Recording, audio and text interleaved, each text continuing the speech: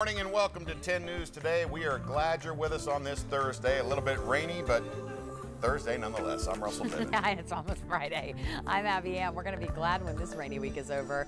Well, this morning, McMinn County schools are closed due to rain. Look at the flooding there. And there's a threat for more rain today. This morning, much of East Tennessee remains under a flash flood watch. Here's a look at some of the flooding we saw yesterday. The water covered parking lots off Paper Mill Drive in West Knoxville, flooded fields in Sweetwater. There was so much ponding on the road. It was hard to drive at certain times. Yeah, and again, it is raining as we are talking right now. Meteorologist Rebecca Sweet joins us with the very latest on what we can expect. Good morning. Another day of soggy conditions, and today, unfortunately, it's going to look a lot like yesterday, dealing with moderate to heavy rain throughout the morning, heading into the afternoon. Already dealing with some showers this morning, primarily in the Southern Valley, but now continuing to move their way right around the I-40 area, continuing to move off to the northeast. So we're going to hold on to these showers as we head throughout the morning into the afternoon. Good news, I do expect that front to move through later on tonight and as we get into the early hours of your Friday, so some drier weather in store for us. But up until that point, we are going to have a flash flood watch in effect until 8 p.m. for all of East Tennessee. This morning, you saw those photos. We do have the possibility of seeing additional flooding. There's no current flash flood warnings, but there is a few that could potentially pop up as we head throughout the day today. We are continuing to see some moderate to heavy rain, wet roads over Alcoa Highway, reduced visibility, not only because of the rain, but also because of some low cloud cover that we have.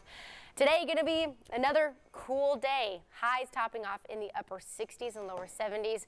So Abby, Russell, I hate to break it to you, but I know we had rain showers yesterday, the day before that today. Not a lot of change, but this weekend looks nice. We'll talk about that coming up. All right. Thank you very much. We appreciate it, Rebecca. Well, one person is dead in Saudi Daisy after drowning in the floodwaters. That's about 17 miles north of Chattanooga. Authorities say they have also rescued several people.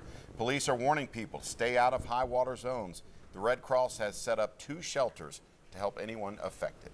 Congressman Chuck Fleischmann issued a statement after the flooding saying, in part, I ask that you join me in praying for the people of East Tennessee as their homes and lives are being threatened by catastrophic flooding. My heart is with the loved ones of the individual who lost their life and with all of those seeking shelter.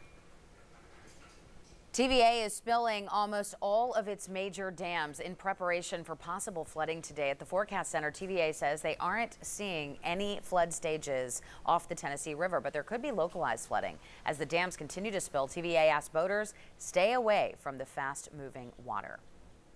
And you can track all the rain using the WBIR weather app. There you can check the radar, the 10-day outlook, and you can download it for free at the App Store. Let's see how the rain is affecting traffic. Ed, what are we looking like?